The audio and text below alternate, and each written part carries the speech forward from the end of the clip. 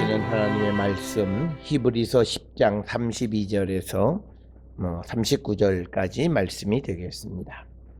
32절에서 39절의 말씀 한 목소리로 합독하시겠습니다.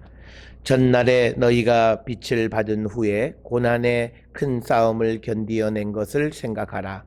혹은 비방과 환난으로서 사람에게 구경거리가 되고 혹은 이런 형편에 있는 자들과 사귀는 자가 되었으니 너희가 갇힌 자를 동정하고 너희 소유를 빼앗기는 것도 기쁘게 당한 것은 더 낫고 영원한 소유가 있는 줄 알미라. 그러므로 너희 담대함을 버리지 말라. 이것이 큰 상을 얻게 하느니라. 너희에게 인내가 필요하면 너희가 하나님의 뜻을 행한 후에 약속하신 것을 받기 위함이라.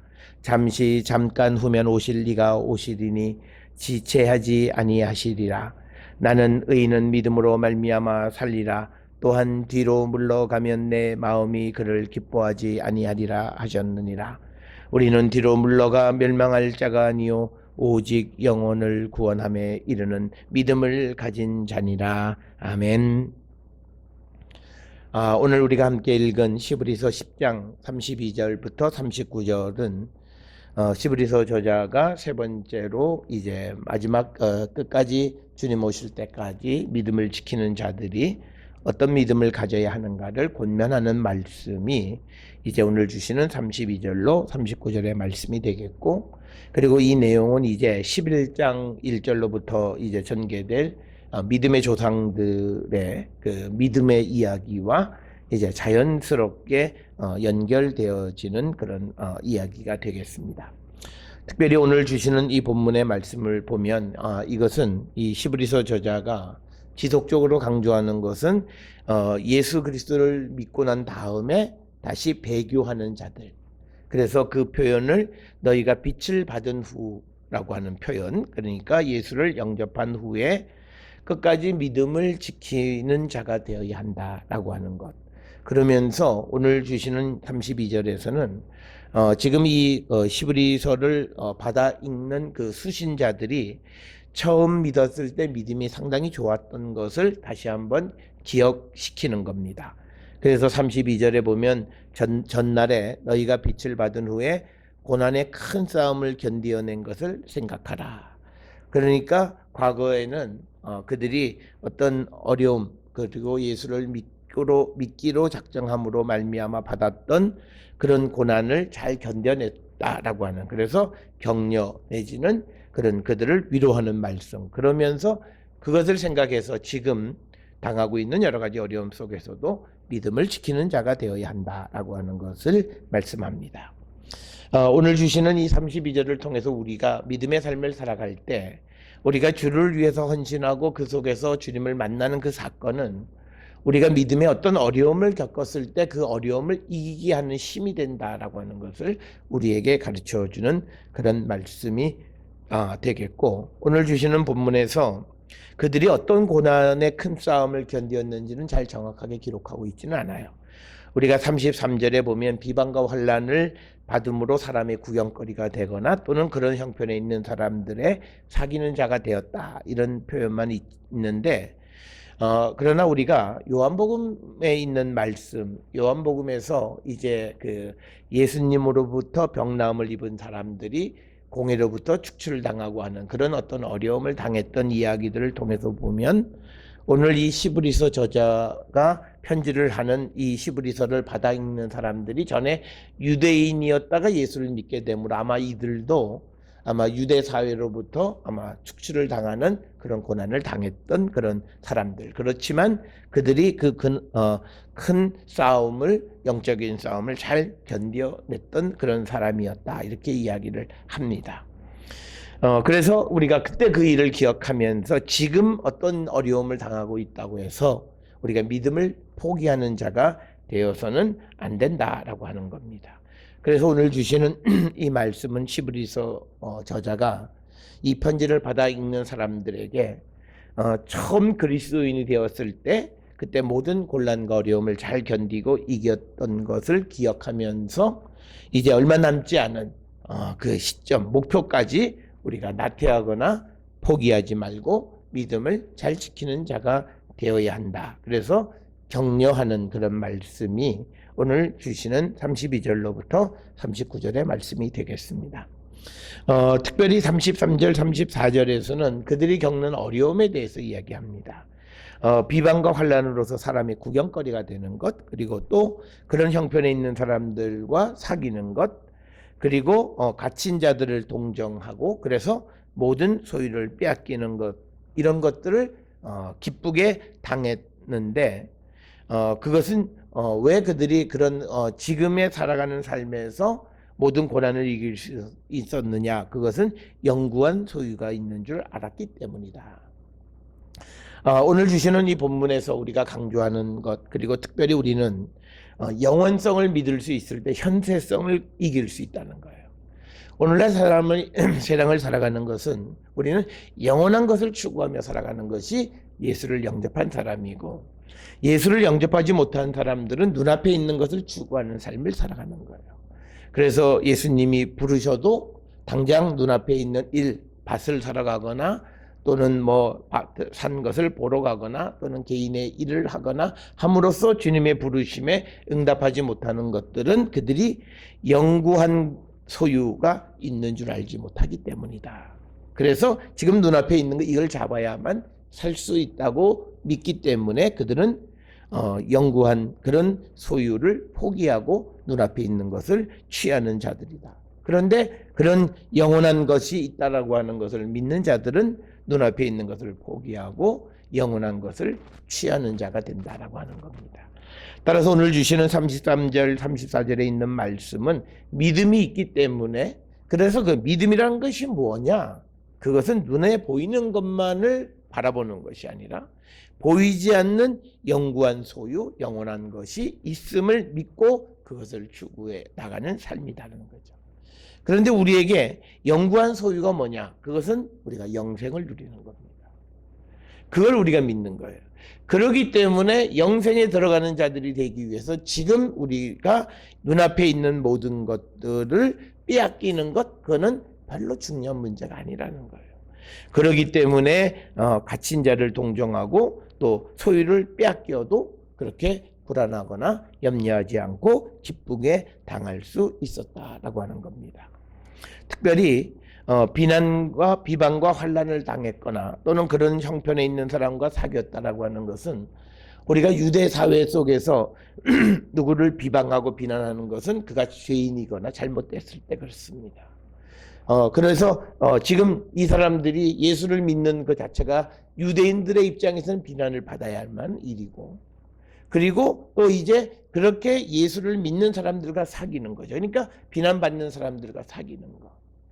그리고 또 그 복음을 믿는 것 때문에 옥에 갇힌 사람들을 동정하고, 예를 들어서 바울이나 또는 그 외에 사도들이 옥에 갇혀 있는 자들을 동정하고, 그리고 그것 때문에 어떤 자신의 소유를 빼앗기는 것, 그것을 조금도 불안해하지 않고 오히려 기쁘게 당하는 것은 더 낫고 영구한 소유가 있는 줄을 알았기 때문이다 라고 하는 겁니다. 오늘 우리가 살고 있는 이 시대에 사람들은 현세적인 것을 추구하고 살아요. 그리고 많은 믿음이 있다고 말하는 사람들도 현세적인 것에 매몰되어 살아요. 그들은 영원한 가치를 알지 못하기 때문에 그렇습니다. 특별히 우리는 영생에 대한 그것이 우리에게 주어진 얼마나 큰 하나님의 축복인지를 알지 못하기 때문에 우리가 영생에 들어가는 그 축복받는 자의 삶을 우리가 별로 중하게 여기지 않는 것이 오늘 우리가 사는 기독교인들의 모습이고, 그것 때문에 우리는 세상으로부터 비난을 받게 되는 겁니다. 그래서 우리는 무엇보다도 이 땅에서 우리는 잠시 왔다 가는 것, 이 소유가 중요한 것이 아니라 하늘에 있는 그 영원한 소유를 우리가 취하는 것이 이 땅에 있는 것보다 훨씬 더 좋은 것을 우리가 얻는 것이다. 그리고 그것은 영원한 것이다 라고 하는 것. 그래서 여기서 얘기하는 더 낫고 영구한 소유는 예수 그리스도가 우리에게 주시는 바로 속죄의 은총을 얘기하는 거예요. 그래서 다시는 죄를 위한 제사를 드리지 않을 정도로 온전한 것을 우리에게 허락해 주시는 그것을 얻기를 우리가 힘쓰는 자가 되어야 함을 우리에게 가르쳐주는 그런 말씀이 되겠습니다. 그래서 우리는 우리가 세상을 살아가면서 내가 뭘 했다라고 하는 것보다 더 중요한 것은 예수 그리스도의 십자가로 내 죄 사함을 받았고, 그래서 내가 이제는 주를 위해서 살아가고 이제 내 안에는 하나님의 의가 살아있는 그런 성도의 삶을 살아가는 그 고백을 하고 그런 삶을 사는 것이 세상에서 출세하고 살아가는 것보다 훨씬 더 중요하다는 거예요. 오늘 우리가 살아가고 있는 이 시대는 어쨌든 저쨌든 간에 우리가 믿음 있다고 이야기하는 사람들이 하나님 앞에 세상 앞에 죄를 짓고 그리고 처벌을 받고 그리고 벌을 받음으로 말미암아 세상의 조롱거리가 되는 사람들이 수없이 많아요. 그들은 눈앞에 있는 물질을 추구하다가 결국은 그렇게 된 거예요. 그런 모습을 보면서 우리가 반면교사로 삼아야 되는 것은 우리도 눈앞에 있는 현세적인 것을 따라가다가는 저런 처지가 되는 거고, 이 세상에서 이게 무슨 복음을 전하다가 무슨 벌을 받고 옥에 갇힌 것도 아니고 자기의 사욕을 취하다가 그렇게 옥에 갔는데 그게 하나님 앞에 정말 잘했다고 칭찬받을 만한 일이겠습니까? 그러니까 우리도 그런 삶을 살아가면 우리도 똑같은 처지가 되는 거예요. 상황의 차이는 있을지 모르지만, 그래서 우리는 오늘 주시는 이 본문의 말씀을 통해서 우리가 정말 주님을 믿었던 그 첫 믿음을 잘 지키면서 끝까지 믿음의 선한 경주에서 승리하는 자, 그래서 영원한 소유를 우리가 얻는 자가 되기를 힘쓰는 자가 되기를 우리가 결단하는 그런 성도들이 되어야 합니다. 그런데 우리가 이런 영구한 소유를 얻을 수 있는 자가 되려면 35절에 보면 35절 36절 이하에 보면 너희 담대함을 버리지 말라. 이것이 큰 상을 얻게 하느니라. 너희에게 인내가 필요함은 너희가 하나님의 뜻을 행한 후에 약속하신 것을 받기 위함이다. 그래서 우리가 인내하는 자가 되어야 한다. 오늘 주시는 36절에 담대함은 끝까지 견디는 인내함입니다. 여러분, 우리가 지금 이 히브리서를 받아보는 사람들이 불안해하고 염려하는 건 뭐냐면 사람들로부터 비난받고 비방당하고 또 그리고 소유도 빼앗기고 그러다가 그가 마음의 두려움을 가지면 신앙을 포기하는 거예요. 그런데 담대한다라고 하는 것은 뭐냐면 그 어려운 고통을 그대로 이기는 거예요. 그러니까 뭐냐면 고난 속에서 우리가 찬송가에도 있듯이 우리가 시험을 당해서 죄 짓는 사람이 있고 시험을 당해도 죄를 이기는 사람이 있어요. 그러니까 우리는요, 오늘 주시는 말씀에 담대함을 버리지 말고 인내하라고 하는 끝까지 믿음을 지키라는 거예요. 우리에게 오는 고난 속에서 그 고난을 우리가 피하지 말고 주님과 함께 그 고난을 이기는 자가 되라는 거예요. 그러기 위해서는 우리가 담대하고 끝까지 견디는 자가 되라는 겁니다. 우리가 이 인내를 잘못 이해하는 분들이 있어요. 내가 참는데 어쩔 수 없이 그냥 참아야지 어떡하게. 인내란 그런 것이 아니에요. 수동적으로 참는 것이 아니에요. 어쩔 수 없이 참는 것이 아니에요. 인내란 내가 하나님의 뜻이기 때문에 그걸 끝까지 견디는 거예요. 그래서 인내는 굉장히 적극적인 거예요. 그러니까 우리가 인내하는 것 같지만 인내하는 게 아니에요. 어쩔 수 없이 그냥 살아가는 거, 그걸 우리는 인내라 말하면 안 돼요. 인내는 굉장히 능동적이고 꿋꿋하게 견디는데 그 이유가 딱 하나예요. 하나님의 뜻을 행하고 있기 때문에. 그 일이 옳기 때문에 견디는 거예요. 어쩔 수 없이 견디는 것이 아니고 이것밖에 할 수가 없어서가 아니라는 거예요. 그래서 오늘 주시는 36절에 너희가 하나님의 뜻을 행한 후에 인내함으로 하나님의 뜻을 행하고 그래서 약속하신 것을 우리가 받는다라고 하는 겁니다. 그래서 우리는 끝까지 견디는 인내가 그냥 어쩔 수 없이 그냥 수동적으로 밀려가듯이 밀려가는 그런 것이 아니라 내가 지금 하나님의 뜻 가운데 있기 때문에 이 일은 굉장히 내가 적극적으로 해야 되는 거고 능동적으로 그 일을 행하고 견디어 나가는 것을 의미하고, 그럴 때 우리가 마지막 상을 받는다라고 하는 것이 오늘 35절과 36절에서 우리에게 주시는 말씀입니다. 그래서 주님 다시 오시는 그 다시 오실 때까지 믿음을 지켜가는 성도들에게 필요한 것은 내가 하나님의 뜻 가운데에서 인내하는 자입니다.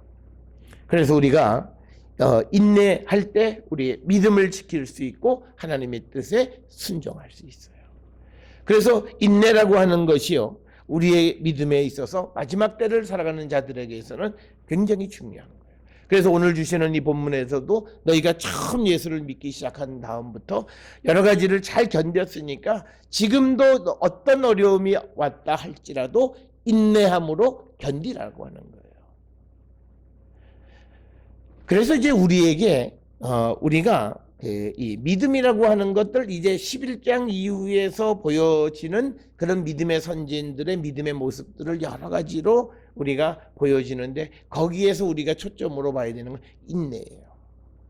그들이 믿음 안에서 어떻게 견뎠느냐는 거예요.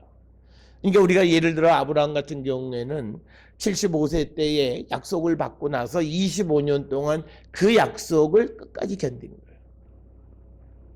그게 믿음이라는 거예요.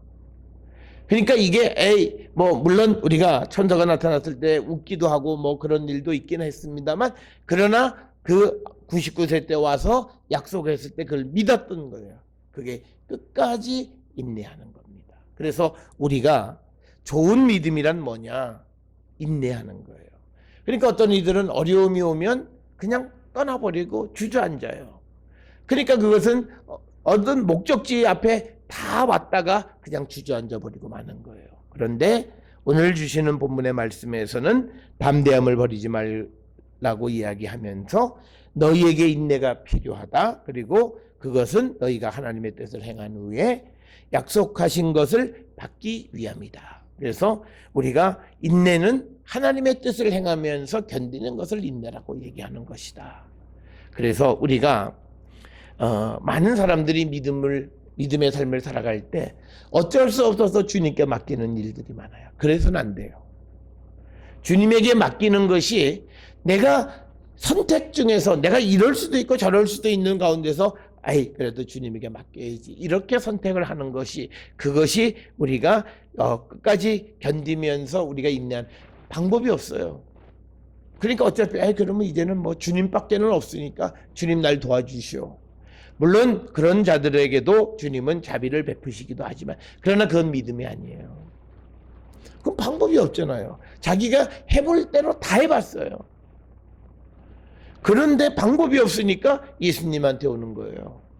그것이 아니라 우리는 우리 앞에 여러 길이 있을 때 그때 주님만이 내 생명의 근원이시고 모든 일을 해결해 주시는 분임을 믿고 주님을 선택하는 거예요. 그게 인내하는 거예요. 그러면서 그 선택 속에서 오는 모든 고난을 끝까지 견디는 거예요.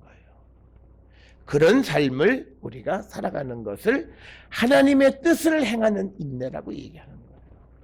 그래서 우리는 우리의 믿음의 모습이 어떤 모습인가를 정확하게 보셔야 돼요. 우리는 인내가 아니고 어쩔 수 없는 상황을 인내라고 이야기하기도 하고, 그런 상황을 많은 사람들이 믿음이라고 이야기하기도 해요.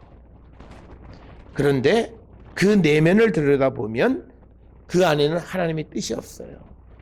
하나님께 맡기는데 그게 하나님의 뜻이 아니라 어쩔 수 없는 상황 속에서 맡겨지는 그런 수동적인 그런 삶, 그거는 우리가 인내하는 인내가 아니고 하나님께 맡기는 것이 아니고 어쩔 수 없잖아요. 방법이 없으니까. 그런데 그 사람은 다른 방법이 있으면 다른 선택을 하는 거예요. 그런데 내게 여러 선택이 있어요. 이 길을 그냥 가든지 또 다른 길을 가든지. 그런데 그 중에서도 내가 선택하는 선택은 다른 것이 아니라 하나님의 뜻을 선택하는 거예요. 그러면서 그 뜻을 선택하면서 진실되고 정의로운 삶을 살아가려고 하다 보니까 진실되지 못한 것을 잘라내는 아픔, 이걸 견디는 거예요. 그렇게 되어지는 그 삶을 살아갈 때 우리는 하나님의 약속하신 상을 받는 자가 된다라고 하는 거예요. 그게 믿음이라는 거예요. 그래서 믿음과 인내가 밀접한 관련이 있고 믿음과 순종은 밀접한 관련이 있어요.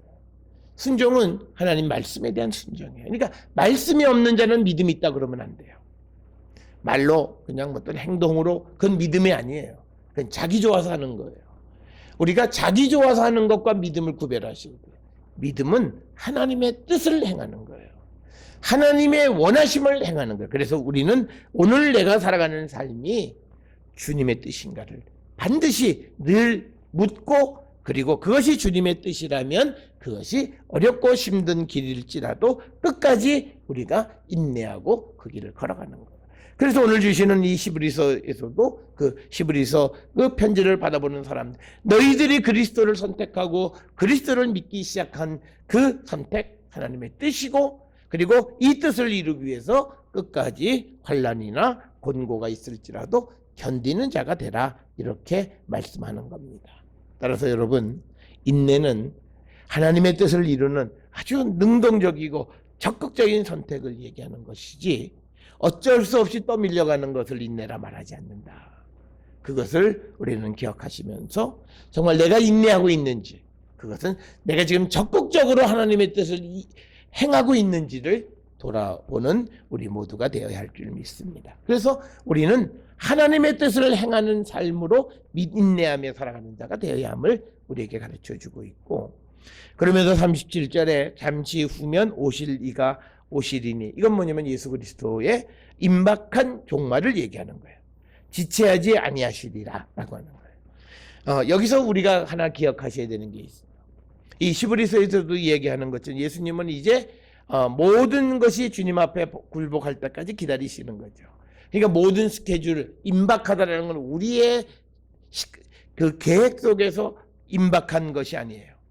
주님의 계획 속에서, 주님이 원하시는, 주님이 짜놓은 시간 테이블 속에서 지체하지 않고 잠시 후면 오신다는 거지, 우리가 생각하는 거, 잠시 후면 오신다니까 곧 오시나 보다, 이렇게 생각하는 그런 개념은 아니다라고 하는 것을 우리가 기억하셔야 되겠고, 그런데 특별히 잠시 후면 오신다, 지체하지 아니하신다, 이 말은 뭐냐면 이제 목표가 얼마 남지 않았다는 거예요. 이것은 앞에서 32절에 너희가 빛을 받은 후에 고난의 큰 싸움을 잘 견뎌낸 것을 생각하라, 격려하는 표현이에요. 그래서 우리가 성경에 등장하는 곧 오시마, 예수께서 말씀하신 것은 뭐냐면 많은 기다림을 갖는 사람들, 인내하는 사람들, 그런 사람들을 격려하시는 표현이 곧, 그리고 잠시 후, 이런 표현이라는 거예요. 그걸 오늘날 우리가 곧 오신다니까 오늘, 내일, 뭐 언제, 몇 월, 며칠 이렇게 정하는 것 역시도 그것은 바른 믿음의 모습이 아니다라고 하는 겁니다. 그러면서 38절에서 우리가 잘 아는 하박국 2장 4절의 말씀이죠. 의인은 믿음으로 말미암아 살리라. 우리가 믿음으로 말미암아 사는 자가 되어야 돼요. 그런 거룩한 백성인 거예요.